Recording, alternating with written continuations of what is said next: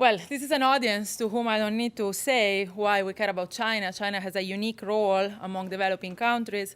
It recently became the second world's largest exporter and has been one of the countries that have been growing faster in the last 20 years, both in terms of GDP and trade volumes. And something has been said, but not quite as much as I would have expected, is also the essential role of China in the global production sharing. So the role of China in production of intermediates and in the globalization of the production function, let's say. China has a very important role in the world economy, a role that sometimes has been achieved by debatable exchange rate policies and also by labor market rigidities.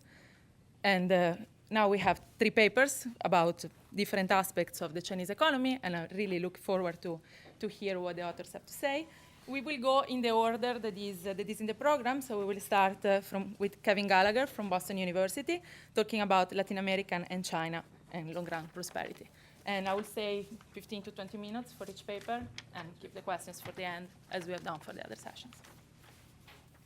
Thank you, Stefania, and thank you to Rachel, Adil, and the Pardee Center for putting this really important conference and project together. I'm going to try to answer Catherine's comment about Latin America and the rise of this left and the extent to which Latin America and its increasing economic ties with China are really part of some new South-South project, or are they really just determined by market forces? I'm going to make 4 points in case I go longer, and Stefania chops me in the hand. This is all I'm really going to say, even though I'm going to say it in too many slides than I should. In less than a decade, China and Latin America, I'll call that LAC, have forged a really important economic relationship that was virtually non-existent in 1999. Rather than an overtly, and this is debatable, but why not be controversial, rather than an overtly political South-South solidarity kind of relationship, for the most part, this relationship is all business. It's mainly determined by market forces. That said, market forces are determined by different sets of institutional contexts in each situation. In the Latin American case, it's static comparative advantage and pulling the state out of economic affairs, and in the Chinese case, it's trying to build a dynamic comparative advantage for long-term sustainability, and therefore I will argue that in the longer run, Latin America is getting the weaker end of the deal, and I don't blame China on that. I'm not going to be a China basher here. I blame the Latin Americans. I think that folks in our hemisphere aren't being as strategic as we should, and we can learn a lot from China, and we can actually leverage a lot from China, because Latin America has some significant things that China needs a lot. So the Latin Americans are interacting with the Chinese all the time, all sorts of presidential visits and so forth, and after every single one of these, there's always a Latin American leader or even a Chinese leader rhetorically making a big press conference afterwards and stating that this is the new international economic order for the 21st century, and we're doing this South-South trade, and it's explicitly not North-South trade, and I'll argue that there's not much beyond the rhetoric. This is just a quick table about all the first column here, all the presidential visits where Latin Americans have gone to China, and the other one is where the Chinese have come to the United States. The Chinese have made 10 trips to Latin America in between 2000 and 2008, and George Bush made two trips there just to juxtapose that. So let's look at. I'm going to look at trade, and I'm going to look at foreign investment. And then I'm going to talk about the longer-range future. I'm just going to give 2 quick overviews on trade. So one, if you look at this graph here, trade has increased by a factor of 10, meaning Latin American exports to China since 2000, since China enters the WTO. It's $41.3 billion in 2009, and it was $4.7 billion in 2000. That's almost 7% of total Latin American exports. And the majority of it, as I'll show in a second, are primary commodities exports, and it's 25% of all of China's commodity imports. And I'm going to come back to that because I think it's a significant source of leverage. You can't read this. This is just China's top Latin America's top imports from China.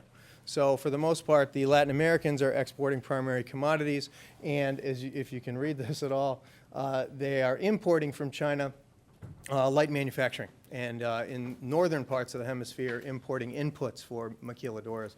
Take note of this number right here, 44 billion. The Latin Americans collectively have a trade deficit with the Chinese, which is a concern in the region. China, as I said earlier, was pretty insignificant as a trading partner with Latin American countries, but in 8 years, that's fundamentally reversed. It's now the #1 export destination for Brazil and Chile, and the #2 for a number of countries. It's also the #1 importer for Paraguay. Many of these countries, China was #12, #30, #40, just 8 years ago. It's pretty fascinating. That said, if you look at the bulk of all this trade, there's only 5 countries and 8 sectors that represent 81% of all Latin American exports to China. And it's basically copper, iron, soybeans, and oil. That's really what it's all about. And that really means Chile, Brazil, Argentina, and Peru. I'll skip that one. This economic relationship is not all hunky-dory. The Latin Americans file more WTO dumping suits against the Chinese than anywhere in the world. They have initiated in between 2000 and 2008 162 anti-dumping measures against the Chinese, and 115 of them were initiated. So there are growing tensions. One of the biggest tensions was this summer. Argentina put these tariffs on light manufacturing goods from China, and China snipped them and did countervailing duties on soybeans, and 73% of all the exports of soybeans in Argentina go to China, and had an extreme effect. And Argentina took that tariff away pretty darn quick. The trade treaties, there aren't too many trade treaties. There's actually only 3 trade treaties between China and Latin American countries. We've got the Chile-China Free Trade Agreement, the Peru-China Free Trade Agreement, and the Colombia-China Free Trade Agreement. The Costa Rica-China Free Trade Agreement, which that one's not, I can't get the text, so I can't look at that one. One thing that is interesting from this sort of South-South situation is that Chinese or Asian trade agreements are very different than their U.S. or even European counterparts. They start with just trading goods, right? These treaties are just about goods, and then if a relationship develops, then they add other things. In addition, when they trade goods, there's lots of exceptions for sensitive products. These are the things that these countries are asking for at the WTO, but the North says absolutely not. Interestingly, there's 152 quote-unquote sensitive products excluded on the Chilean side with the Chilean-China FTA. And China, after a couple of years later, they did a services agreement, and China carved out its entire financial system and its system of capital controls and so forth out of the agreement. So there is a little bit more of a mutual understanding about the concept of special and differentiated treatment than you get in a North-South situation. Let me look at foreign investment for a second. Foreign investment in China was almost zero previous to 2000. They had a policy in their 5-year plan at the turn of the century called "Go Out," meaning they were trying to encourage their firms to go out into the world economy. Their stocks of FDI in the world are about 247 billion now, and about 30 billion of those in this slide, 30 billion of that stock is Latin America. This is a list of the major FDI projects in Latin America, those that are over $100 million apiece, and the vast majority of them are in those same sectors that I showed before: copper, iron, a couple steel plants, oil, and soybeans. Some exceptions are, a lot of them are moving to Mexico and Uruguay to get access to either Brazil in the Mercosur case for autos in Uruguay, and access to the United States through NAFTA when they move to Mexico. But that's a relatively new trend. Also, the Chinese Sovereign Wealth Fund is starting to operate in Latin America. 6.3% of all the 2009 Chinese Investment Corporation effort went into Latin America to the tune of about $3.6 billion. Most of it was in government bonds, and some of it was in the assets of a handful of Latin American natural resources companies.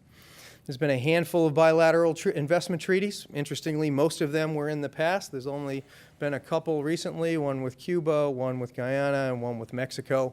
These also look very different than an EU bilateral investment treaty or a US bilateral investment treaty, and have significant carve-outs. One key thing is, again, just like in services trade, the Chinese insist on carving out their financial system. So that's a quick picture of the trade. Oh, and the other key thing is that the Chinese state plays a very, very significant role in facilitating overseas foreign direct investment through two mechanisms. One, the Chinese Development Bank, right? The Development Bank through China. They loan Latin American governments funds that are paid to the Chinese to conduct the work. But as collateral, China structures it so that the Chinese are paid by natural resources. So I'm going to loan money to the Latin Americans to hire Chinese firms to go do there, but it's all done in yuan. The Chinese bank gives it directly to the Chinese firm, but the Latin American country has to be responsible for the debt, and the Chinese have a choice whether or not they want to pay for it in the currency or in some sort of natural resources. So the Chinese are being very strategic in hedging to a certain extent to the many currency fluctuations that the region has been long plagued by. China and Venezuela have something called the Heavy Investment Fund, which they collateralize with about $12 billion worth of capital, and they've got a revolving credit fund of about $6 billion. And they jointly vote on which projects are going to be fixed, and most of them have been infrastructure projects in Venezuela to be more efficient with Venezuelan ports so they can export things to China. So what about the longer run future? So let me just step back. I would argue, and the most economists would say the same thing, that in the short run, the China-Latin America economic relationship has been very positive. Not only has this increase of exports from Latin America to China been a new diversified market for Latin American exporters, there's been a secondary impact there because China is now importing all these primary commodities.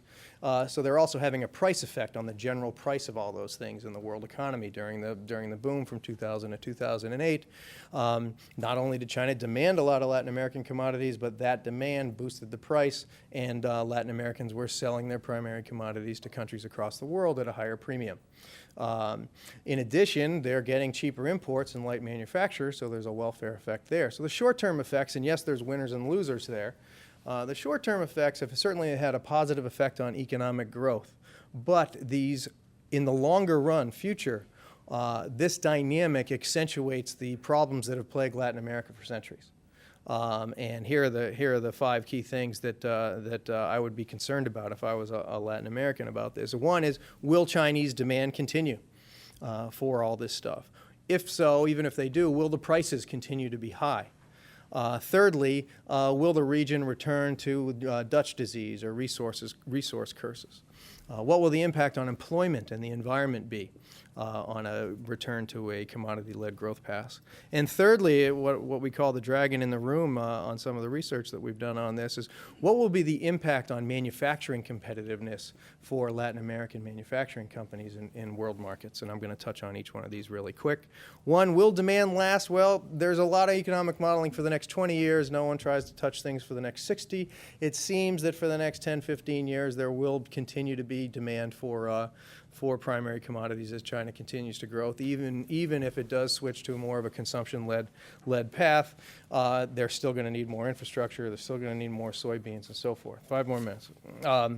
Will prices last? Well, we've noticed over time that the long run trend in commodities is there's price declines. Right? The IMF shows that, but we're in the middle of one of the biggest bumps in world history. Some people are very euphoric about this, but if history has anything to tell us, these prices have been very volatile, and the longer run trend is downward. That's something to be concerned about. From a jobs perspective, even though Brazil, I'll talk about Brazil and soy for a couple slides here as an example. Even though the Brazilians are exporting so much more soy, they're mechanizing the countryside, and the number of jobs is declining here. You see more soy, fewer jobs. There's increasing production in Brazilian soybeans, but very few jobs being generated. Here's some work that some of my colleagues here at Boston University have done on the Amazon. and shows Amazon soy production in 1990. Well, 50% of all Brazilian soybean exports go to China. In a 15-year period, the footprint of this on the Amazon has been significant. Brazil and other countries are now trying to build a whole transportation route to be able to get the soybeans to Lima and ports therefore there as well, and that's going to have some significant impacts. The real concern, if you think that economic growth is in part a function of diversity, right, having a diversified portfolio of manufacturing, modern services, primary commodities, and so forth, the real concern is the extent to which the China-Latin America relationship is going to threaten the ability of Latin America to continue to have some sort of a foothold in world markets in modern services and manufacturing, and that's the scariest thing. Manufacturing exports have been increasing in the world. The red bar is China, the blue is Mexico, is Latin America, and this table sort of shows it all. In 1980, if you look at this table, it's messy, it's hard to read, but all it does is it ranks countries by the percentage of world manufacturers' export that a particular country had. Okay, so in 1985, Brazil had 1.1% of the world's manufacturers' exports. So in 1980, China's not on the radar screen. They're actually number 114. Right? They're number 114 of all countries as far as their global market share. And they completely climb up the ladder. In 2009, they became, by this measure, the most competitive economy in the world, as measured by market share, climbing upwards. Latin American countries, only 3 of them have really been in this heat, and they're all struggling to compete. We use a methodology that the Asian Development Bank came up with that tries to calculate this threat by looking at thousands of different sectors, and we identify a threat in a world market as a sector where there's a statistically significant correlation between the Chinese getting an increase in market share and Latin American manufacturer having a decrease in market share. And these are the different countries. If you look at all Latin American exports, 92% of all Latin American manufacturing exports are under some sort of threat from China, representing 39% of all of their exports. So this is a real concern, and this is a measure of all world markets. So other Latin American markets and Europe, United States, China, and so forth. So there's a real concern here for the longer run future, where on the short run you've got this great relationship of increasing exports to the Chinese, which that alone through Dutch duties and other things may cause a lack of investment in manufacturing just from that relationship. Then simultaneously in third markets, the Latin Americans are getting really beat. Last slide, what are some of the conclusions, lessons for theory and policy? China and Latin America have a burgeoning relationship, and China has shown more skill in bargaining. The Latin Americans are just selling what they've got on the shelf right now. The Chinese are being very strategic to try to build a dynamic, more diversified economy. The Chinese-Latin American economic relationship, I would say, is all business except for 2 things that are in the paper that I can't talk about now. One is Taiwan policy. There's a lot of investment. Somebody was interested in Costa Rica. Interestingly, many of the Central American and Caribbean countries are some of the only countries that did not recognize China in 1971 when they joined the United Nations, and they recognized Taiwan instead. And so now China is investing. They built a new soccer stadium in Costa Rica, and they bought a whole bunch of Costa Rican bonds that no one would touch to get them to switch alliances, and the Costa Ricans did. And so did Dominica. So there's one that is more politically driven. And then I'd say Brazil is somewhat of an exception altogether. There's a section of the paper about a really interesting Brazil-China satellite project, which I can't get into. I don't blame China for this. I blame the Latin Americans, and I think that they could expand some of the stabilization funds that they have, that Chile's really known for, that Andres Velasco designed when he was finance minister. And they could also learn from the Chinese in terms of development banking. The Brazilians already do that.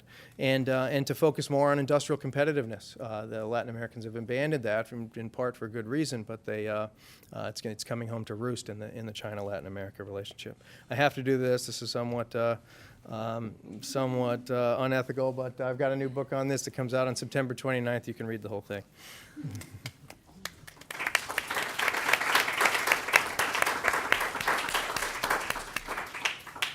Thanks a lot to Kevin, especially for keeping the time. And our next speaker is Mehdi Shafeddin, talking about the role of China in regional South-South trade and prospect of industrialization.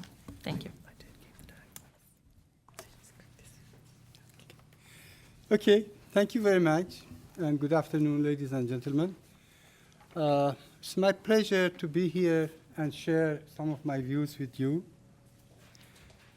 I'm more optimistic about the role of China in South-South trade, particularly in the Asian countries. What I'm going to do is to pose this question and then discuss it. Can China act as a regional pole of industrialization and growth in the future? Particularly as far as the low-income countries are concerned, because they are more of, they are more poor than other countries, and they need to accelerate the development. And if it is possible, what are the problems and how it can be done? Now, I'm trying to talk about the rationale for South-South trade.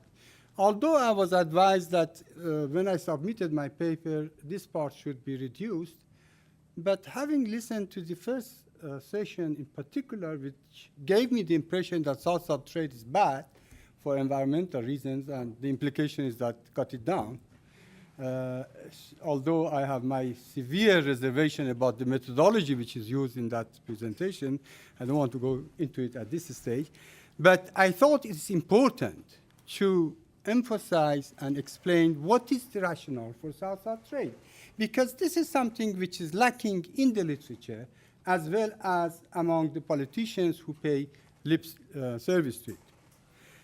And see what is the alternative approach to what is explained in the literature. Then I will talk about the way China has been changing its economic impact on the region in Southeast Asia. What's the experience of China? What are the shortcomings, which are basically two? One is that China is not improving the stage of, or is not contributing to the industrialization of low-income countries in East Asia and Pacific. And also those which are benefiting, like the middle-income countries in Asia, are vulnerable to changes in economic policy and situation in China because of their basically lack of their technological development. There are some arguments that there is decoupling between the East Asia and the West developed countries. I'm afraid I'm going to argue this is wrong, at least for the time being. Now, what is the rationale for South-South trade? First of all, we should be clear that trade should serve the purpose of development. Otherwise, being a mercantilist saying that expand trade for the sake of trade, it doesn't make sense. And if you are interested in development, we should see how trade can contribute to development. Now, the neoclassical theory about South-South trade is not very promising, because basically their philosophy is based on static comparative advantage. And if this is the case, the multilateral trade should expand by north and south. South export primary commodities and import industrial goods from the north. This is basically what the neoclassical theory would say. So there is no argument in favor of South-South trade. In fact, some argue that it creates diversion in trade, like Weiners and others, who in the 50s argued that this doesn't make sense. Now some other neoclassical theories like Greenaway and others also make the same argument. So when it comes to the politicians, they pay lip service to South-South trade. Oh, no, we should do South-South trade because we are friends. Then what? Friends should benefit from trade. Is this the argument? And when you come to the literature, particularly at the international level, I'm afraid to say UNCTAD, where I worked also in one of these reports, basically says because there are problems in North-South trade, so let's expand South-South trade. Doesn't make sense. And why should you expand South-South trade even if there is a problem in North-South trade? What is the economic rationale for that? This is being a sort of defensive approach.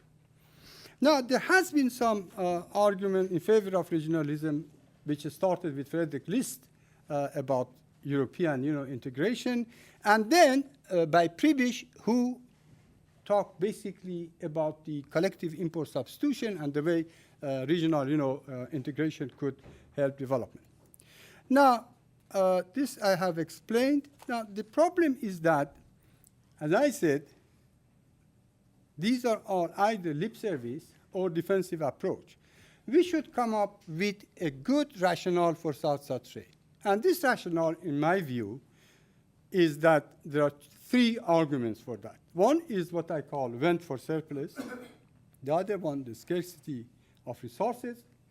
And then the way you do it is through division of labor, sharing the market, as well as reducing your scarcity problem and creating demand by regional trade. I explain each. What does vent for surplus mean? Basically, it means that developing countries have a lot of surplus of labor, which they cannot use it, because assume that they concentrate in production of primary commodities. If they can employ all their labor in the production of primary commodities, there's no problem.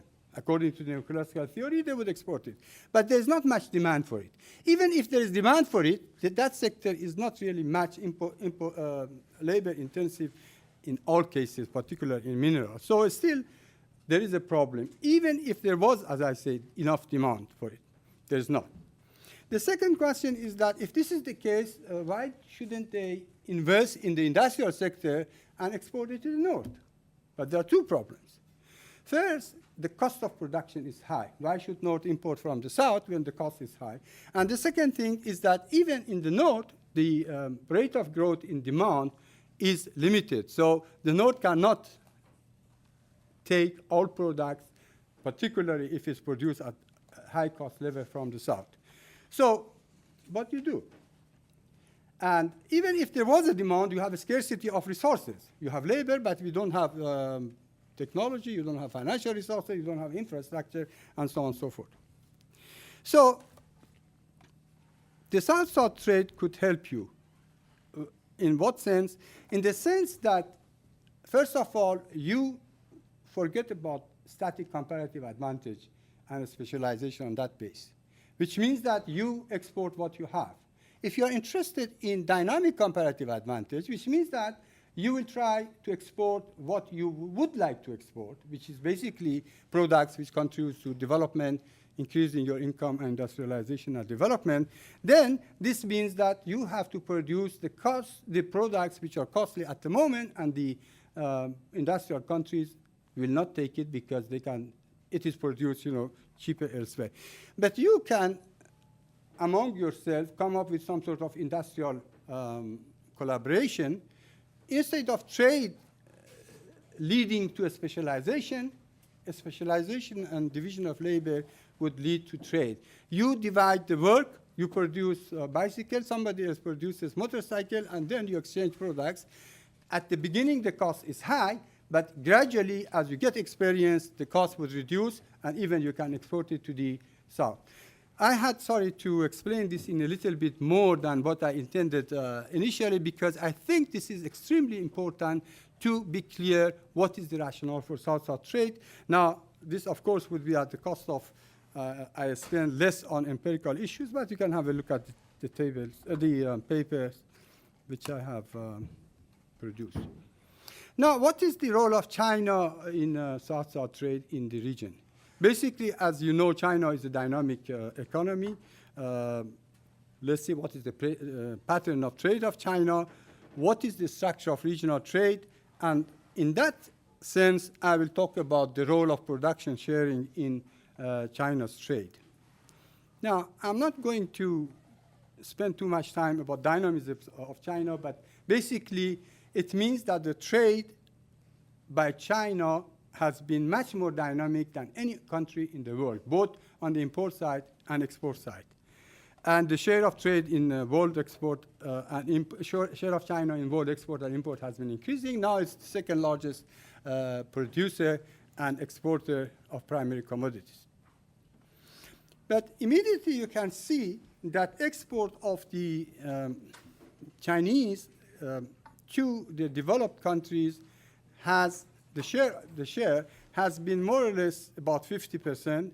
The share of export to ESSEA, which stands for East Asia and Southeast Asian countries, has declined a bit, but import, the share of Chinese import from the region has been expanding, which is a good sign for development of the other countries of the region. But immediately you see that the export to SAARC, which is the low-income countries of the region, has been expanding, but import has not been, which means that the low-income countries of the region have not benefited from Chinese dynamism, with the exception of India to some extent.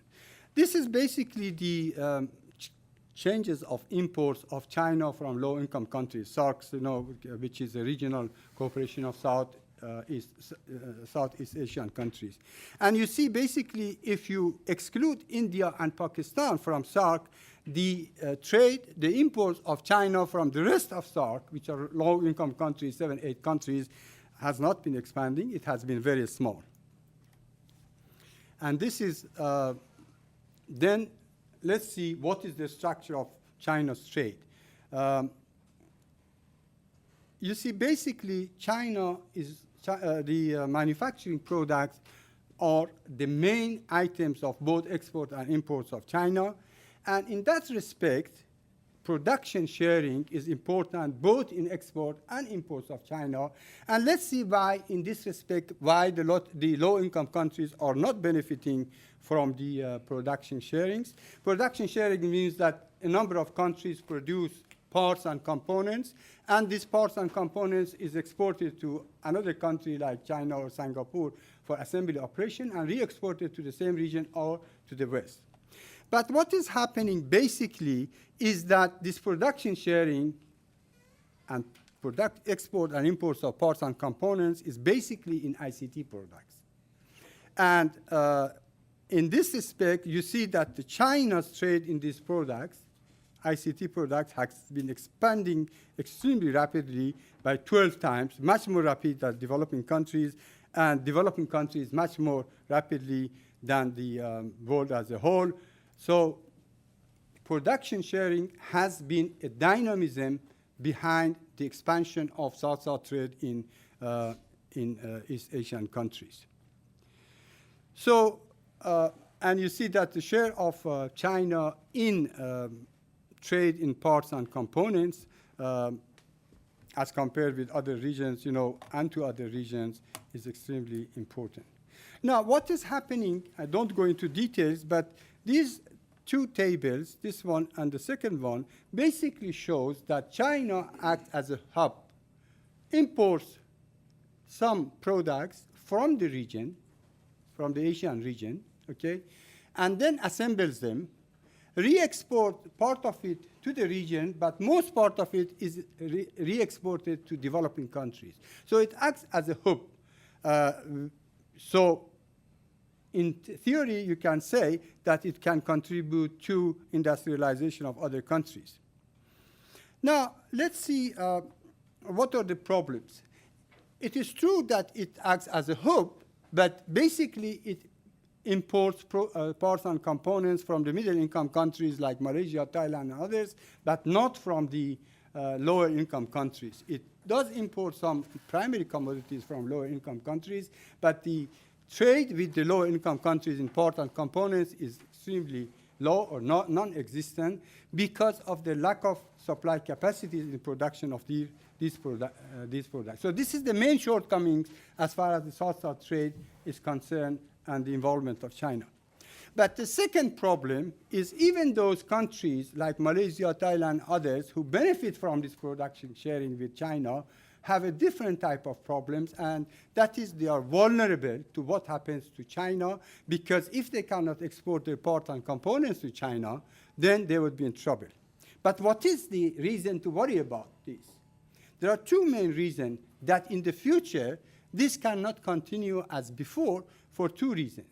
The first reason is that the West, the developed countries, are not going to take the products which are exported by China with the same rate of growth which has been taking place up to now, about 20%, 25% a year. Otherwise, it will lead to protectionism. This is a definite, problem. The second problem is that the structure of production in China is going to change. Already, China has shifted from export-led growth to consumption-led growth because of the world economic situation. But even if there was not a crisis like this, China would eventually do that because of the limitations in the international market and the problems it would arise. It cannot carry on export-led growth as before. So it has to change the production structure eventually. And if it does, this argument that so far has been made that there is decoupling between East Asia and the West, the developed countries, is absolutely wrong. I emphasize, so far it is absolutely wrong, means that still China acts as a hub in the region. And you see that some correlations before the Asian crisis of late 1980s, 90s, as compared with the previous afterwards. And this correlation has, in fact, increased. Now, what is happening now, and in a couple of years, still is not clear, but the trend has been that this correlation of the region directly and through China has been increasing. It means that there has been coupling rather than decoupling. So if something happens that the West has to stop Chinese import, then the middle-income countries like Malaysia, Thailand, and others would suffer. If China also goes to consumption-led growth, the other countries are going to suffer. Although I'm not that pessimistic about this, because although eventually, at the moment, the other regions will face some problems in the short run, but if they manage to adjust their economies, then expansion of even consumption in China would have positive effect on the trade of the region, because some intra-industry trade will expand, as has been the case in Europe and other places. But in the short and medium term, there would be a problem. Now, I was asked when I submitted this paper to see what would happen in 50 years. That I cannot indulge in, because in the long run, as you know, we are all dead. And my point is that 50 years ago, how could have been known what would happen to China now, that we can speculate about what would happen to China's trade in the world economy in 50 years. But there are 2 points to emphasize. No country in the world has ever been able to expand at 10% rate of growth of GDP over 50 years of 1 century. After a while, the rate of growth has to decline for various reasons, which we can discuss afterwards if you like. And this is a part of the future, which means that the other middle-income countries have to adjust, increase, and improve the technological capacity, and the lower-income countries have to go through some sort of industrial collaboration, as I said, that they can create demand through expansion of supply. This would help their development. You can see that another thing which is happening in China, even if there is no consumption-led growth, even if there is no problem of demand, Kevin and I produced a paper showing that how China is improving its technological capacity.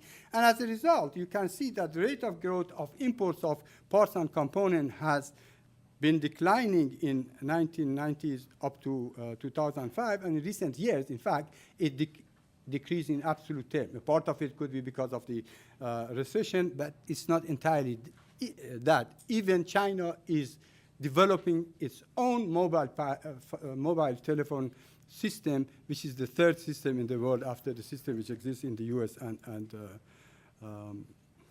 So this is basically the long-term risk which I was mentioning. I will not repeat them. So what is the future of the regional trade, and what is the role of the market? And this is another factor which has to be emphasized. You see, neither the industrial collaboration of the low-income countries nor the improvement in the technological capacity of the middle-income countries of Asian countries is going to take place through the market forces. It has to be policy-led by proactive policies of developing countries themselves in the first place. If you want, we can discuss more why. So, what is the implication for the future? I have mentioned, since I'm running out of time, yes, just 30 seconds. This I have discussed. This also I have discussed. Basically, let me conclude that the literature on South-South trade is not satisfactory to come up with a rationale for expansion of South-South trade. Basically, lip service or defensive approach. I tried to provide an alternative dynamic approach to South-South trade. Then I showed that China is a dynamic market and dynamic source of supply, but the role of China in South-South trade has two main limitations.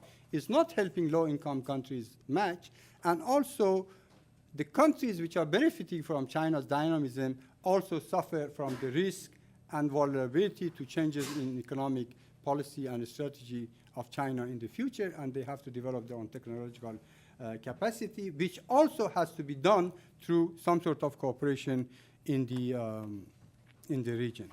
And all these, as I mentioned, cannot take place through the market. There has to be some proactive policies. So the scene is dark. Thank you very much. I would appreciate your comments. Thank you very much. And our next speaker is Sean Breslin from the University of Warwick, and he will talk about drivers of Chinese policy. Sort of. Not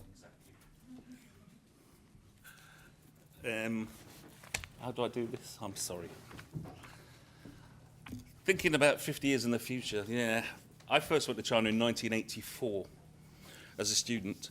And of the 8 people who went on our group, 6 of us went to China because we were interested in varieties of Marxism and what China might mean for different conceptions of Marxism. I don't think many students go to China these days because of interest in Marxism.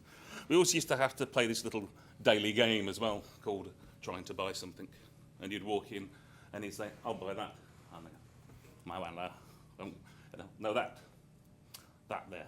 And it would take 15, 20 minutes to buy a packet of cigarettes on a normal day. You would think that we would have bought a carton at a time, but we weren't clever enough for that.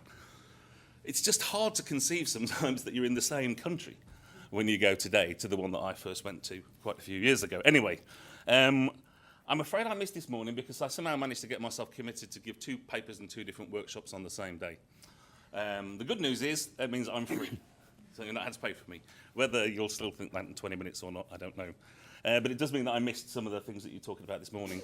And as I've been listening this afternoon, I realised that my paper really does come from quite a different position, actually. And it's a different approach, but in some respects, quite similar conclusions, even though starting from a different position to Kevin.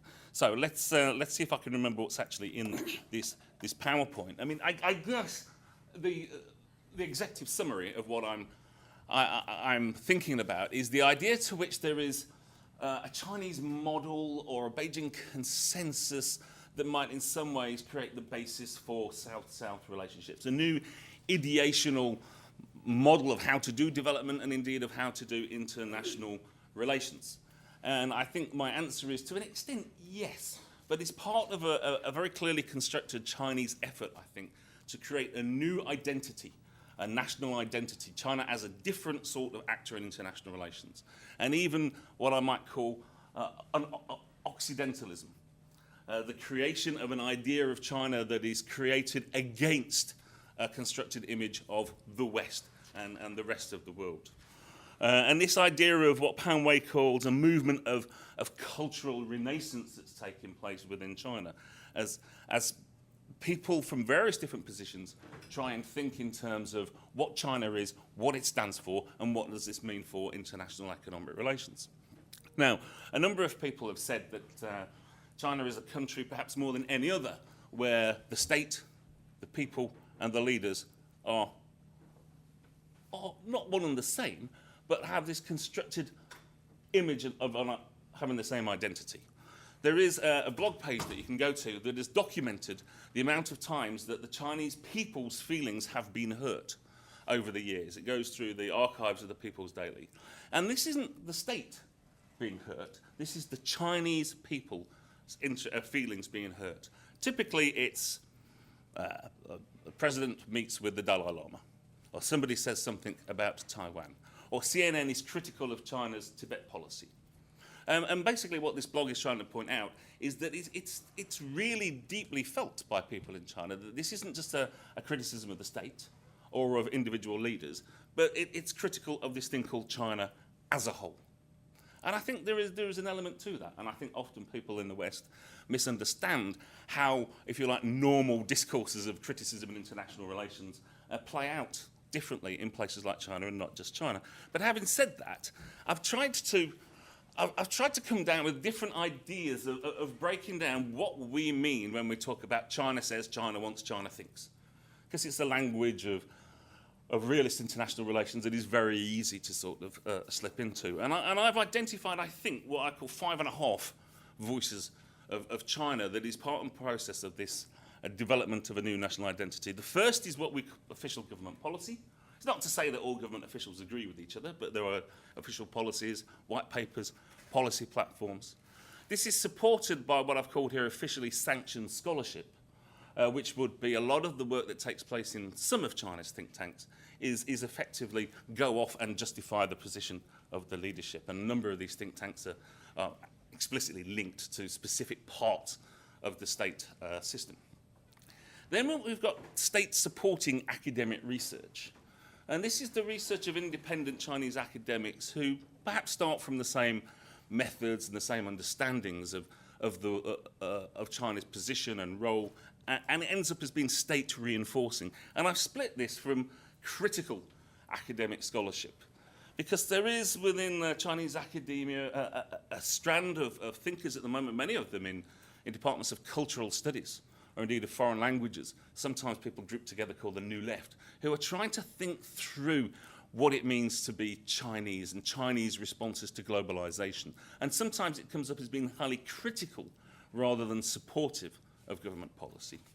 The fourth is populist writing, and there's a number of books that have come out over the years, China Can Say No, Unhappy China, that really sort of catch, if you like, the zeitgeist of the Chinese people, and often this crossover between those who we might call the critical academics and the populist writing.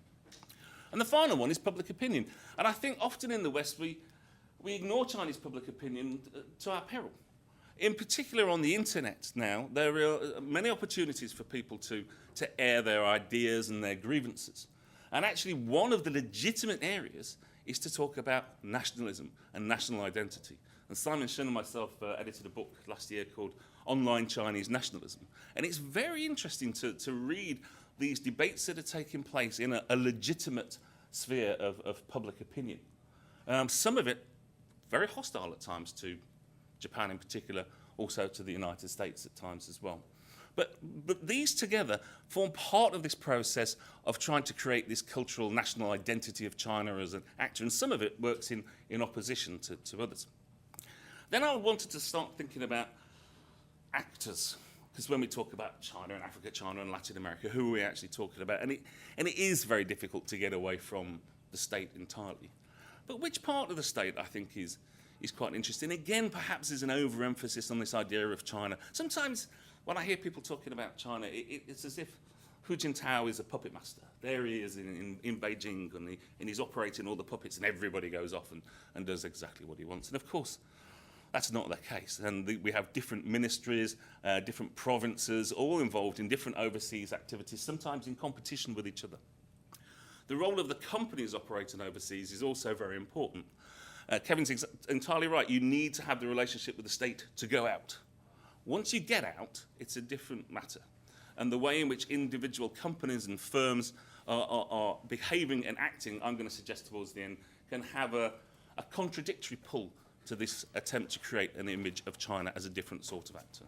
And then there's the individual traders. You'll find that there's, in some parts of Africa, the discourse is Chinese traders come in and force local traders out of the system. That they're being alienated and sidelined by the way in which individual actors are behaving. So the state is still obviously crucial, but I'm just simply suggesting that to think in terms of everything being dictated and organised, chessboard, however you want to think it, I think misses the point that there is more agency for Chinese economic actors than perhaps some of the interpretations of China's overseas activities would tell us. Just extremely quickly, there is China has an official position on South-South relations issued by the Foreign Ministry, but actually in most academic research in China, I find it quite difficult to find discourses about the South. And what we've moved to, I think, is away from the three-world perspective of Mao towards a dichotomization. But it's interesting because it's the non-West rather than the South. And the non-West can either be economic or political, and at times it seems to me as if the two get interchanged and sometimes confused. I thought this was interesting, because this quote suggests that the key on Brazil, South Africa, India and Turkey is whether they consider themselves to be part of the non-West. Do they ally themselves with China rather than other democracies? So being a democracy and how you ally yourself in political terms seems to be part of this definition of the non-West. And I think this is important for a couple of reasons. First of all, it means that you have a definition of the non-West that includes what we might broadly call the South Africa, Caribbean states, Latin America, although the Taiwan issue is important there. We heard about the Gulf Cooperation Council. The Middle East is also part of the non-West, even though some of the states in it are very very wealthy. Russia and non-EU states of the former Soviet Union also sometimes seem to fall into this idea of being the non-West, even though they might not be part of the global South as traditionally conceived in most development departments, for example. And then Asia. And it's not surprising that Asia perhaps is a much higher profile for Chinese academics and policymakers than might be the case for other studies of the South and development. Is Singapore part of the South? Probably not, but it's probably part of the non-West. And I think that there is a breaking down into the sort of Jobian idea and also the Indian subcontinent. So, the main part of the paper, after God knows how many minutes, is China a model? Is there something that is emerging from China, a development model that can provide the background for other countries and perhaps also towards a South-South cooperation, a new spirit of Bandung or whatever? Well, there are a lot of people talking about the China model. Problem is that when you start reading in depth, it's very difficult to come up with what this model might actually be, what it stands for. State-led authoritarian development seems to be the basic shorthand. Experimentation and the fact that it's not based on ideology also seems to come up. But rather than see China as a model, I think one of the things that comes from these different voices of China that I was talking about is not what China is necessarily that's important, it's what it's not. And it's what China stands against as a metaphor for being able to do things differently. China is not the West. China has not developed through shock therapy. China has not implemented full liberalisation, much to the anger of some people in the West. China has not seen economic liberalisation accompanied by political democratisation. It is not a promoter of good governance, and it does not have conditional economic relations with other countries. So I think China serves not so much as a model for others, but as an example of what can be done, perhaps a metaphor for alternatives to doing it other than the way of the, if you like, that moment of unipolarity after the end of the Cold War. Now, that's not to say that everything about China is just negative, it's what we're not. I think there are parts of this promotion of an idea of China as different that is appealing to other countries in the developing world and not just in the developing world. China's push for democratization of the international financial institutions with a greater role for developing countries clearly has resonance and plays well in other parts of the world. The fact that China respects sovereignty and the independence of individual sovereign states to find their own ways of development is also something that plays well. And the idea of China is, well, I can't work out whether it's big brother or development partner. The idea that we're in this together, we've got this shared colonial history of colonial exploitation. We're in this together. It's very notable if you're in Beijing when somebody visits, say the finance minister from Ghana visits, and the flags will be out in the square, it'll be on the TV, there'll be reports about win-win, which is of course the phrase that you have to use in any Chinese report these days, and it will be on the newspapers and it'll be on the TV. Now, I don't know what happens when the Ghanaian finance minister comes to the United States, but when they come to the United Kingdom, they do not get that same sort of level of treatment. All right, is it anything more than just symbolism? I think it is, actually. I think there is an element to which this idea of China being exactly the opposite of what the West is and what the West stands for is something that can have an impact on the development of South-South relations over the next few years. Now, how long have I got, really? 4 minutes. Okay, so that's about 8, then, is it? I'm not going to go into this, but in the paper, what I've done is I try and think in different ways in which China has economic relations with different countries in the South. Because again, often we hear China, Africa, as if Africa was one country. China, Latin America, these economic relations. And of course, there are lots of different types of relations. And what I sort of try and finish off by doing is thinking about how, there is this big discourse at the moment about whether China is providing a challenge to the global liberal order, either through the development of this model, which is a non-neoliberal model, or in a way in which it undermines, if you like, the West's attempt to promote a global liberal order and to promote good governance on countries. So I've got a list there of different ways in which China is seen to be threatening the global liberal order through the creation of this new paradigm, if you like, of international economic relationships. There are a number of books. There was one came out last year called The Beijing Consensus by Halper, which was basically saying that the United States is giving the world away, that the United States global liberal order is being given away and it's being handed to China, promoting authoritarian, illiberal practices across the world. Not the same book as The Beijing Consensus by the same name, by Joshua Cooper Ramo. His idea of a Beijing Consensus was that it was a good thing. Halper's is very much that it's a bad thing and that the global order is under challenge. I'll skip through that. Will I? No, if I've got 4 minutes, I won't.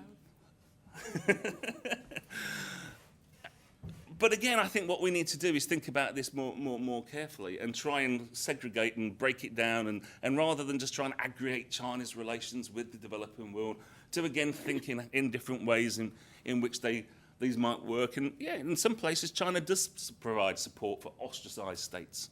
But in other places, perhaps say with South Africa, China is more of a normal economic partner. So I guess basically what I'm saying is let's not just aggregate everything up to the top level and think in terms of China's relations with the South, but let's break it down. Let's break down the voices of China. Let's break down the types of economic relations and see how they play out in lots of different ways. And of course, in some parts of the world, where people in the West are perhaps wringing hands and worrying about China creating a new global illiberal order, of course there are some people that are pointing to the problems that China generates for developing countries. Treatment of workers, the fact that the best jobs and contracts are kept for Chinese companies rather than being given to locals. Chinese traders forcing indigenous businesses out, as I said before. Dependence on the China market and what that might mean in the future. Chinese control of global resources. There was a big scare story in the UK about fence posts, wooden fence posts. The price of those went through the roof because of China. And China was getting all the fence post resources in the world, and this meant that the nice middle classes of the United Kingdom wouldn't be able to buy their fence posters at the right price. And a more confident espousal of Chinese interest. I think it's really interesting to watch the way in which, from a very self-confident assertion of China's interests in late 2009 in the wake of the financial crisis, it's very interesting to see. I think that's been reined in a bit. It's been pulled back. And there's been more and more talk recently about how China's still a developing country, we're still poor, 150 million people living in poverty, don't expect too much from us, but also perhaps also to sort of dampen down some of the response to what at times was a quite exuberant assertion of Chinese interests and rights in 2009. Anyway, my long-range scenario, which I didn't do at all in the paper and I was told to do by email, I think China is just being a normal actor. It's doing what it thinks it needs in terms of diplomacy being established to serve domestic economic construction. But and also I think that as time goes by and the more actual contacts there are, economic contacts by real people on the ground dealing with each other, the idea of China as a different type of actor in international relations will probably subside and be replaced by the simple understanding of China as a normal actor and a normal partner. But for the time being, at least, I think it's very important to realise that what China does is provide an alternative. An alternative in terms of an alternative check. And let's face it, diplomatic relations supported by a large check are often better than the ones that don't have any money with them. But also an alternative in terms of a different vision of how to do things. And it's not as if China is necessarily promoting an idea of this is how you should do things, but it's more do what works for you. And do what works for you juxtaposed against, if you like, the diktats of the Washington Consensus, either through individual Western countries or through the financial institutions, I think is quite a powerful message. So I should just stop there. Thank you.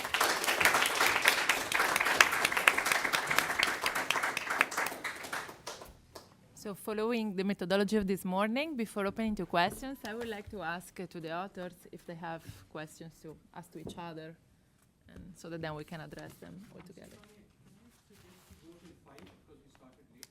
Okay, that's fine.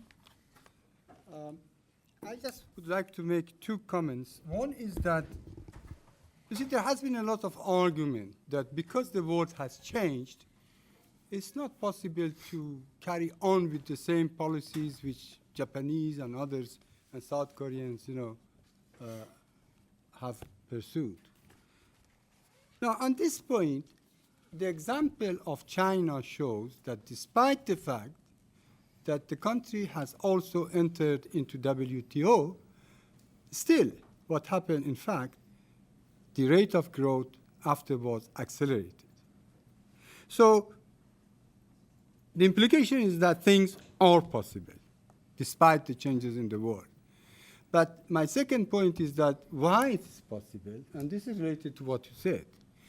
It is possible basically because China has had its ownership of policies, which, by the way, the Japanese had the same thing. An American scholar, in fact, wrote a book saying that the reason Japan succeeded was that the government did exactly the opposite of what was recommended by the international, scholars, World Bank, and at that time, at least after the war, after the World War, the IMF and World Bank existed. So they did exactly, put it this way, they did exactly the opposite of what the neoliberalism or neoclassical theory said. And the Chinese are doing exactly the same thing. And so did the United States. Sorry? And so did the United States. Everyone. You see, China, put it this way, in development, China, first you had the British, who, by the way, went through protectionism. Then the Americans learned from the British.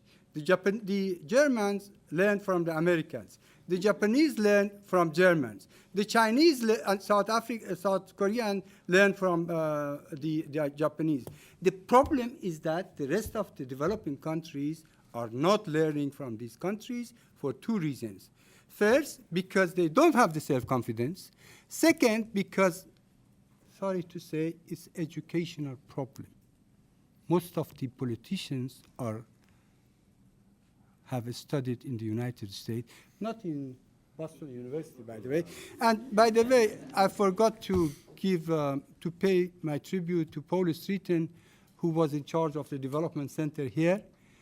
And I see that some of the approaches which are being followed now must have been under his influence, because he came to Boston at the time there was the start of expansion of neoliberalism and neoclassical economies and Kruger and the type.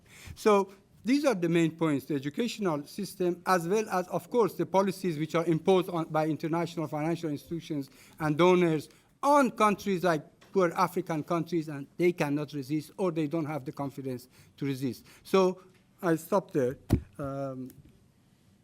I agree that there is no model, but what's the difference between example and model? If it's example, it's a model. The model is that they are doing it differently. Put it this way. Thank you. I'll defer my comments to hear you folks.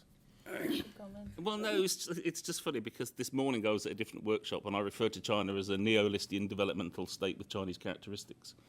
And if anybody wants to go and dig it out, Henry Clay in 1832 gave a 2-day defense of the American system in Senate. And it is one of the Alexander Hamilton, Henry Clay, John Quincy Adams, of people who influenced, of course, Frederick List.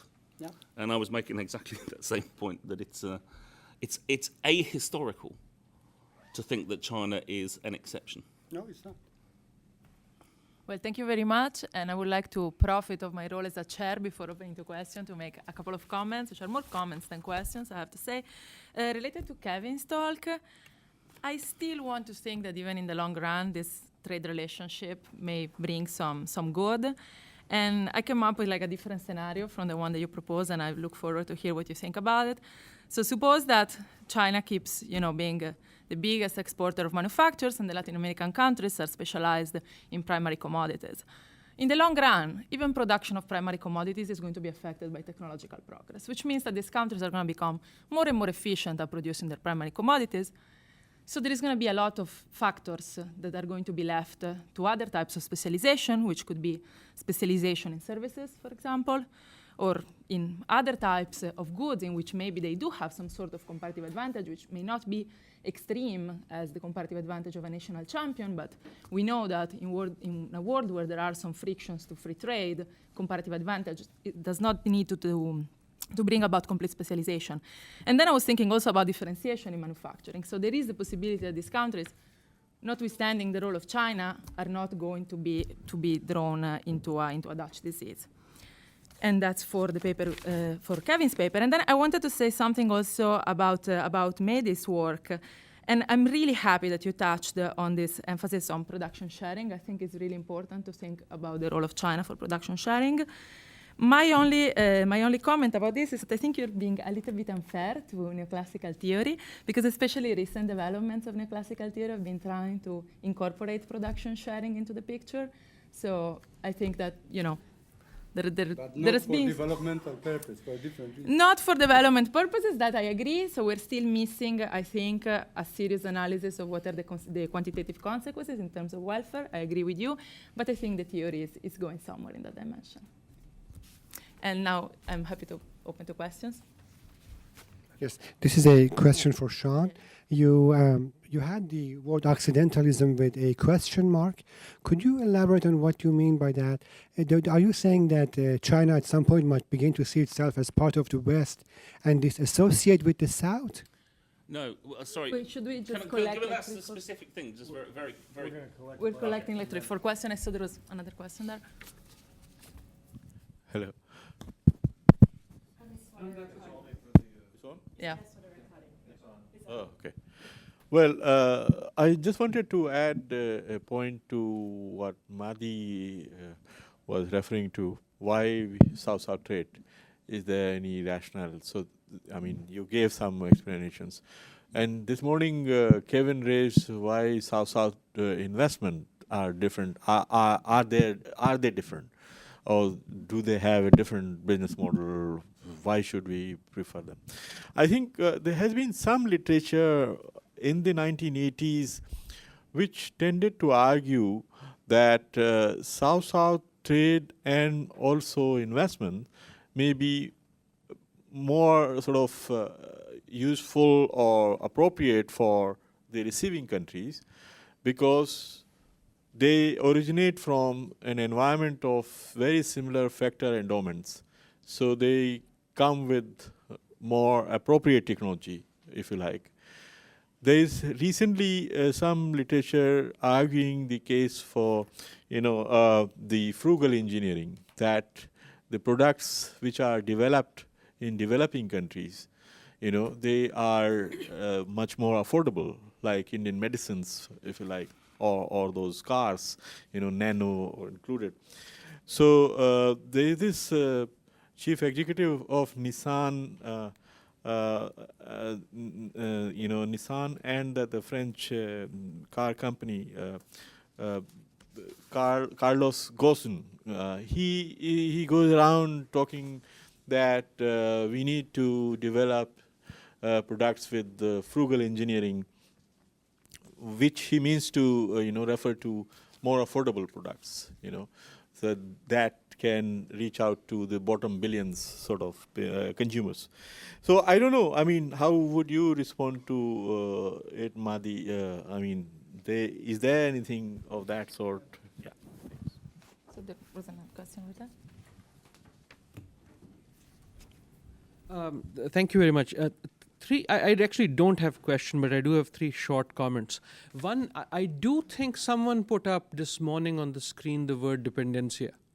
And particularly in this panel, when we were talking about natural resource, primary exports and stuff, it struck me that we've been here before, 50 years ago, 40 years ago, but the reaction was very different. It was we don't want to be primary product exporters, and I wonder why the reaction might be different. The second on Sean's thing, I particularly sort of was struck by the one slide you had, and I hope in the paper you will even develop it more about that China may be part of a emerging new economic alternative.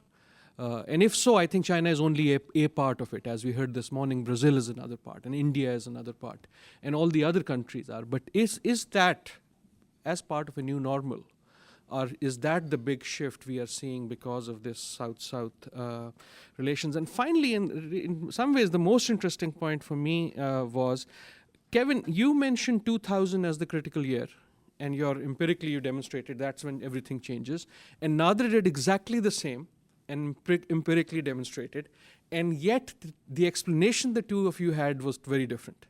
Nader's explanation was 2000, why? Because of 9/11.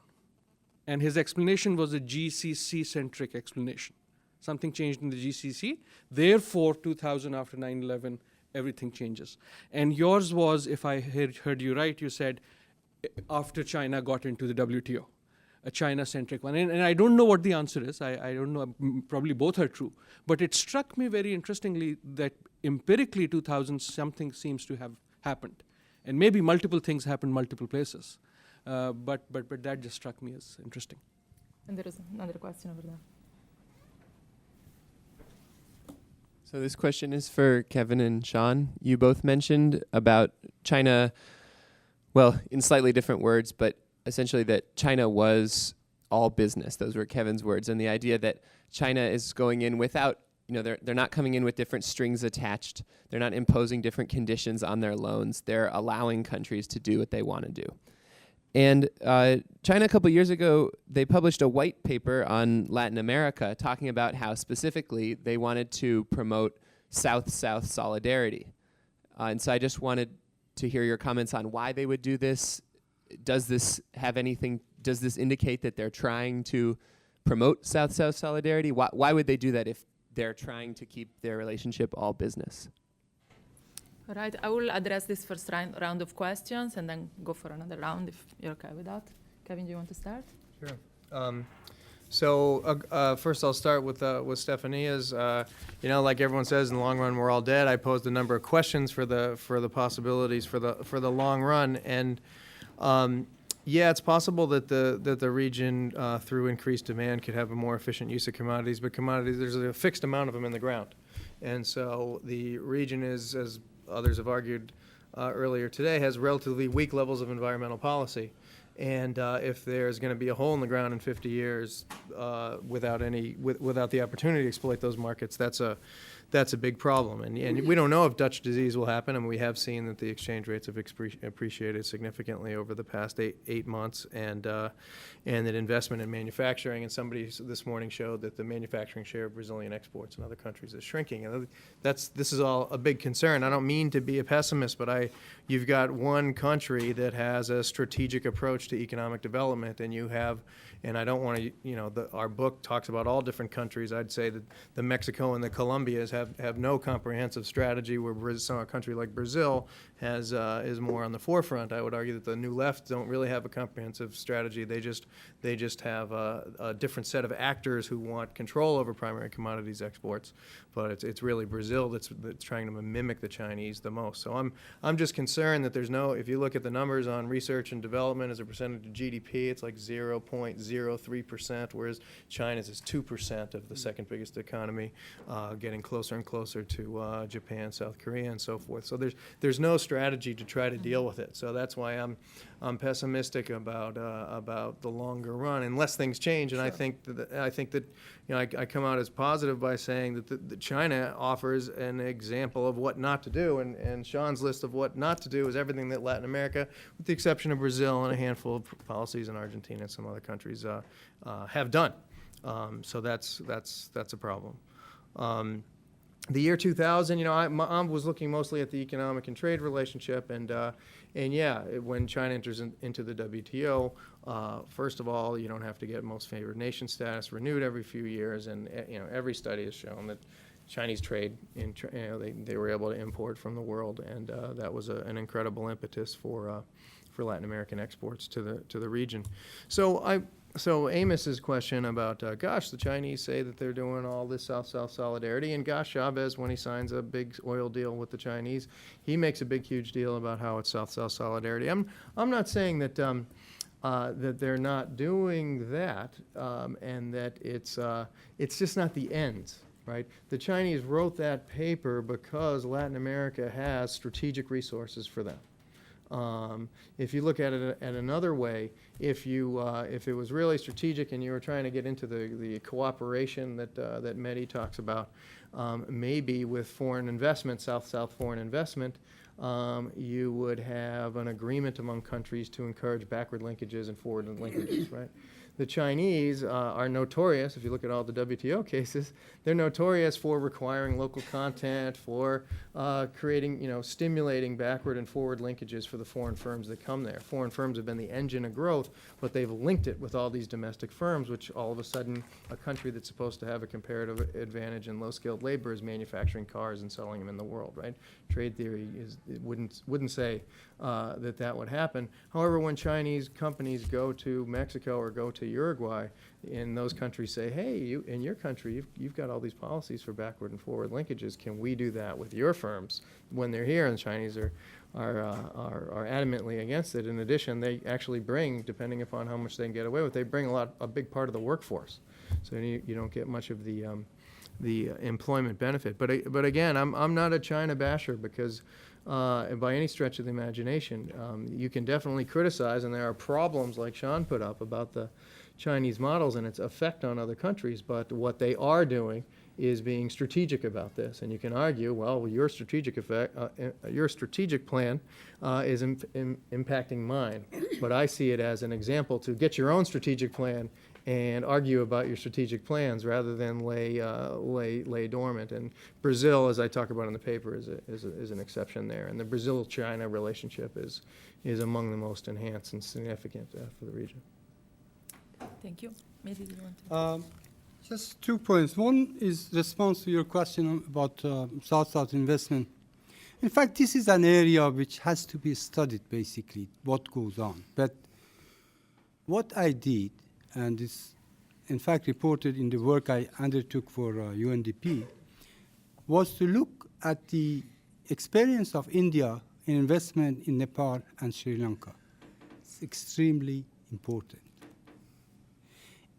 Now, but because first of all, India invested a lot, relatively speaking, in both Nepal and in Sri Lanka, produced goods, and imported from these countries. Now, why India did it was not because he left it to the market, you know, to the foreign, to the businessman to go to Nepal.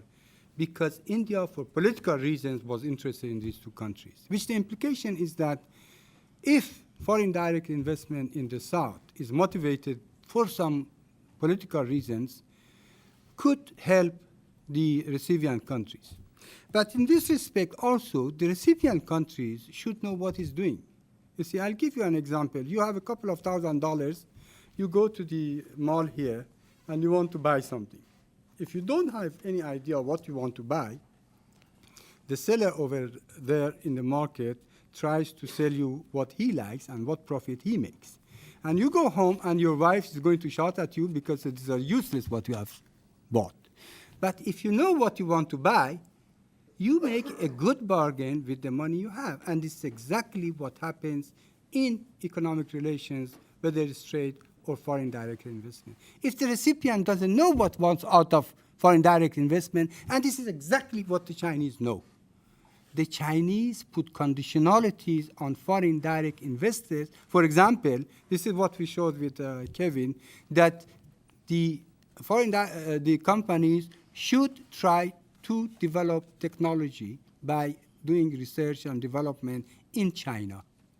And China succeeded because at the same time, the country started itself to expand its research and development and develop its technology. So the foreign investors realized that if they don't help, anyhow China would do it. So it was in their interest to do it, and as a result was, put it this way, win-win situation. But if China didn't have a long-term strategy, and this is another important point, you see, development is like going to the moon. You know what their objective is, but on the way, you correct your direction. If you don't correct, you go to the Mars, or the satellite would collapse. And the development is like that. I mean, you should have some idea, and by trial and error, you correct, your policies over time. So this was not related to foreign direct investment, but I thought that to mention that's important for future of South-South, whatever you may call it. Sorry.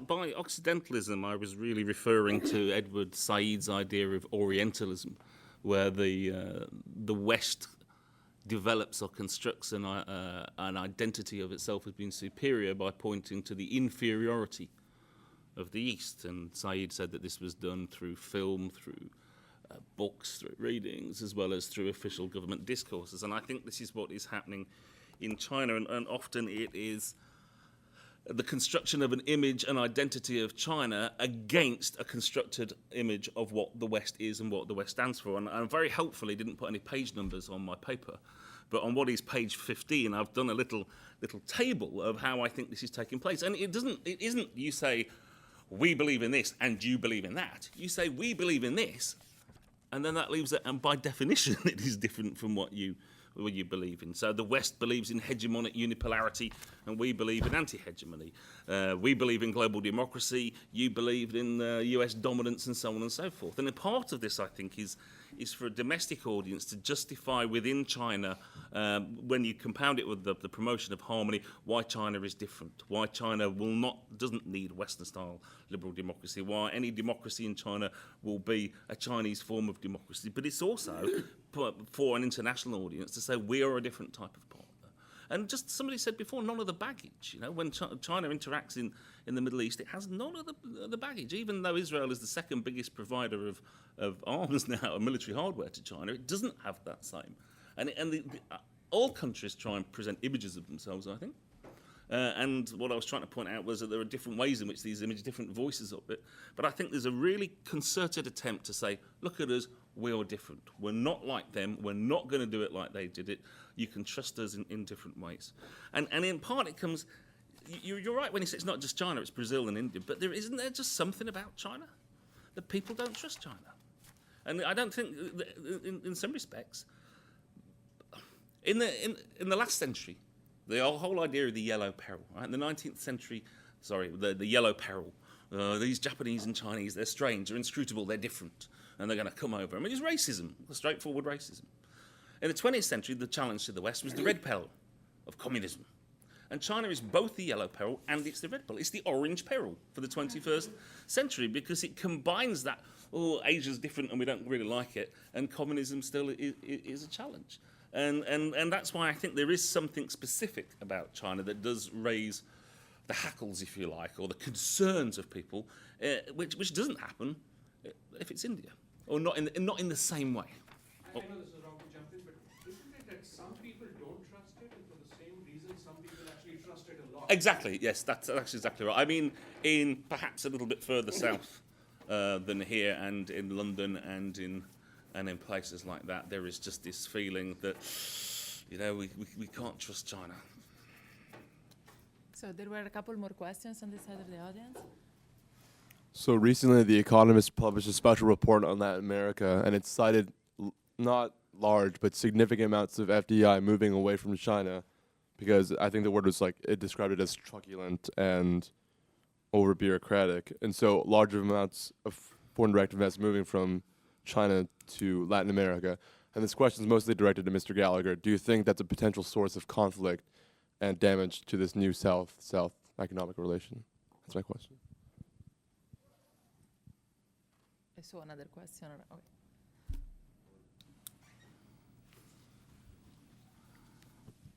Okay.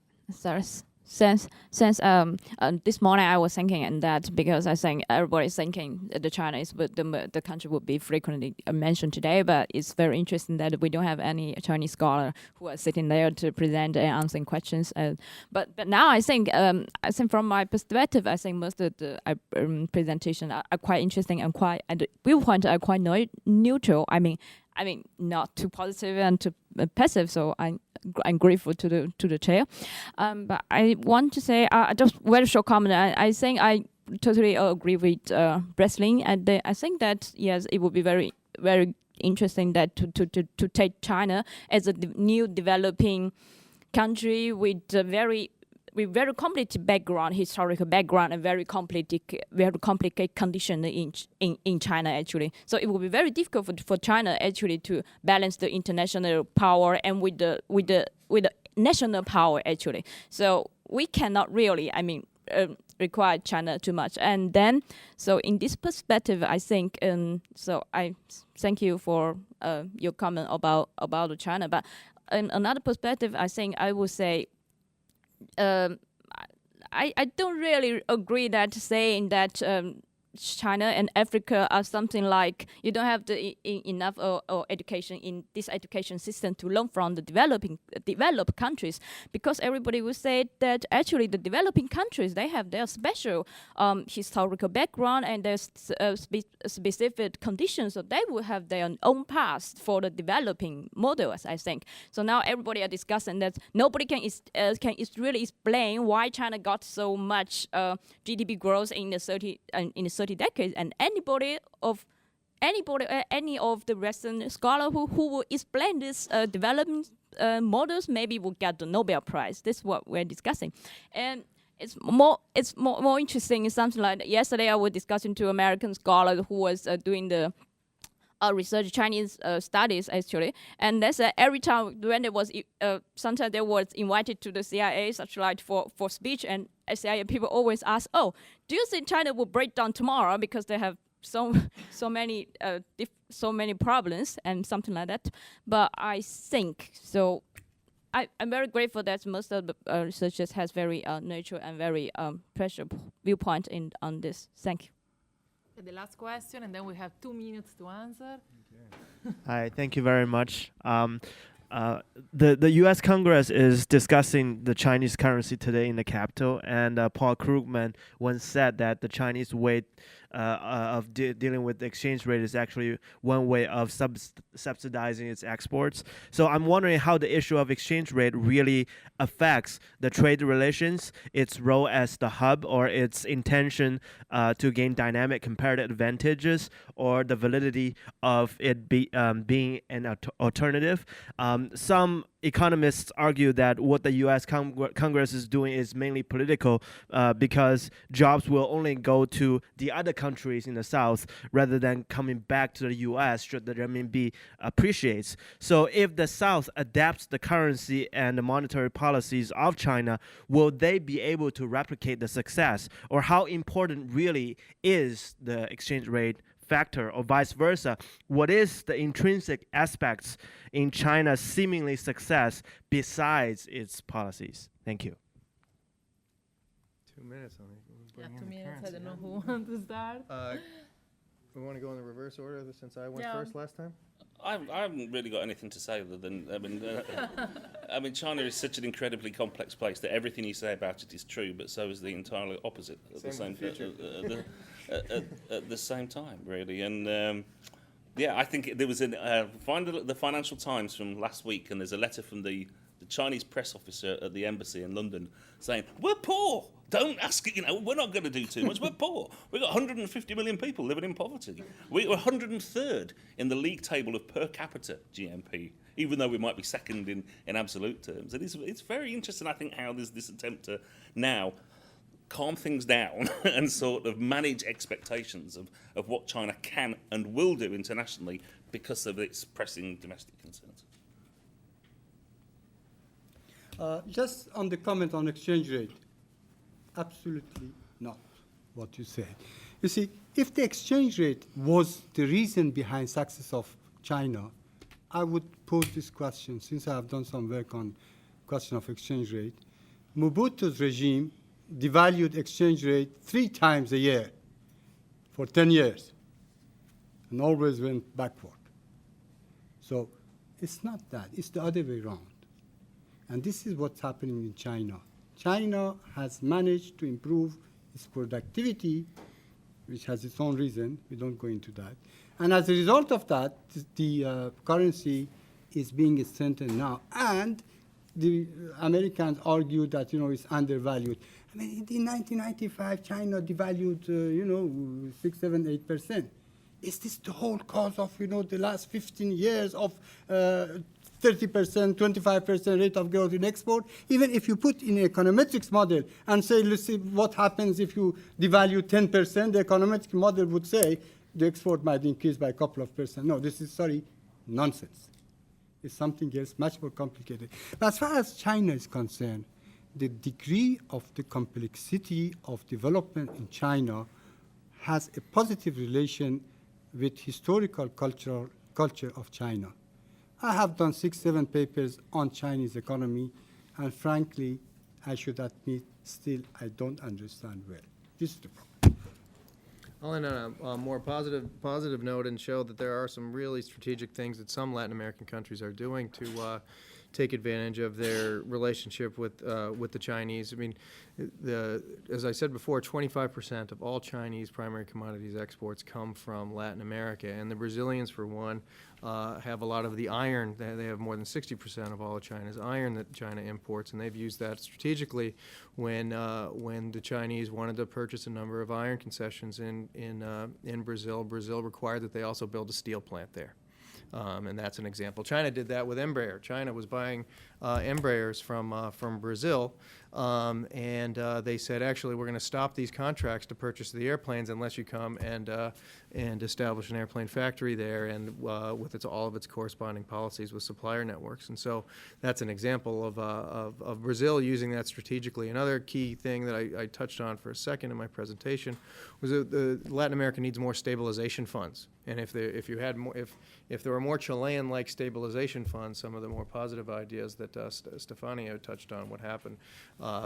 Copper is a key export for Chile, and they have a stabilization fund where there's a tax on the export of copper, and when the price is high, but when the price is low, it goes to stabilize the economy. That's why Chile had the largest stimulus package after the financial crisis, because they have this built in, they're using their primary commodities export revenue to act on a macroeconomic level at a counter-cyclical way, and they also have significant environmental policies because they want to make sure that the copper is going to be there for a long time, or at least that there's going to be some substitutes. So Latin America has some really interesting policies, these Chilean and Brazilian examples, but other countries like Mexico and others are going to be at a larger disadvantage. All right, so I think we're way out of time. So thank you very much to all the participants for a great session. Thank you very much. It's my great pleasure. Actually, I'm going to do something odd. I'm going to officially close the meeting and then reopen it in just a minute. But the formal conference I did want to close, and I wanted to thank Stefania for managing a wonderful panel. All three of you, as the previous panels, amazingly rich conversation. Rachel and I were extremely delighted when we started getting the papers and looking at their quality. We were even more delighted when we actually got all the papers for the book. And I must confess, I think I speak for Rachel too, we are even yet more delighted having heard the nuance and the richness of this conversation. I think our challenge is now to make our papers even richer by putting the richness of this conversation and the fact that these papers actually talk to each other. I must confess, Rachel and I knew very few of the panelists before we started this. We went around and asked friends like Kevin and others who the right people were, and we obviously got very good advice. So I honestly wanted to say that I am at least delighted by the quality of the conversation, and we hope that we will translate this quality into the book.